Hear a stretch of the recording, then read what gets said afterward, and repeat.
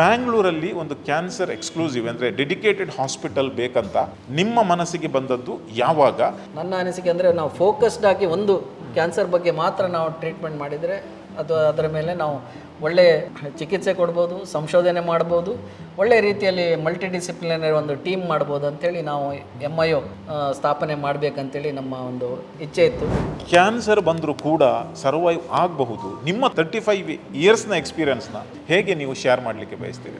So ನಾವು ಎಲ್ಲ ಒಟ್ಟಿಗೆ ಕೈ ಜೋಡಿಸಿ ಒಂದು ಟೀಮ್ ವರ್ಕ್ ಥರ ಮಾಡಿದರೆ ಮಾತ್ರ ಸಕ್ಸಸ್. ಒಬ್ಬರು ಏನಾದರೂ ಮಾಡ್ಲಿಕ್ಕೆ ಹೋದರೆ ನಾವು ಯಾವಾಗಲೂ ಫೇಲ್ ಆಗ್ತೇವೆ. ನಾನು ನನ್ನ ಟ್ರೀಟ್ಮೆಂಟಲ್ಲೇ ಇವರನ್ನು ಗುಣ ಮಾಡ್ತೇನೆ ಅಂತ ಹೇಳಿದರೆ 90% of the time I will fail. USA ಜನರು ಫಸ್ಟ್ ಸ್ಟೇಜಲ್ಲೇ ಬರ್ತಾರೆ, ಆದರೆ ಭಾರತದಲ್ಲಿ unfortunately they come third and fourth stage. Fear is I feel one of the first reasons for people presenting late. Body ಯಾವ್ದಾದ್ರು ಸಿಗ್ನಲ್ ಕೊಡಲೇ ಅದು ಯಾಕೆ ಆಗ್ತಾ ಉಂಟು ಅಂತೇಳಿ ನೋಡಬೇಕು. ಈ MIOದಲ್ಲಿ ಯಾವ ಎಲ್ಲ ಫೆಸಿಲಿಟೀಸ್ ಅಂದರೆ ಗವರ್ಮೆಂಟಿಂದ ಅಥವಾ ಇನ್ಶೂರೆನ್ಸ್ ಮುಖಾಂತರ ಕ್ಯಾನ್ಸರ್ಗಾಗಿ ಏನಾದರೂ ಸ್ಪೆಷಲಿ ಡೆಡಿಕೇಟೆಡ್ ಇದೆಯಾ ಅಥವಾ ಇನ್ ಜನರಲ್?